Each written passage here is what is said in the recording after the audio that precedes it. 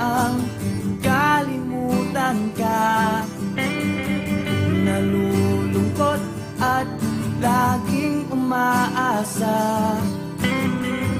na maibalik ang pag-ibig na nawala. At kahit na ako sa puso mo'y kinalimutan na, kahit na may kasama ka na iba, ikaw pa rin ang nag-iisang mamahalin sa tuwina. At kahit masakit, okay lang aking sinta, basta't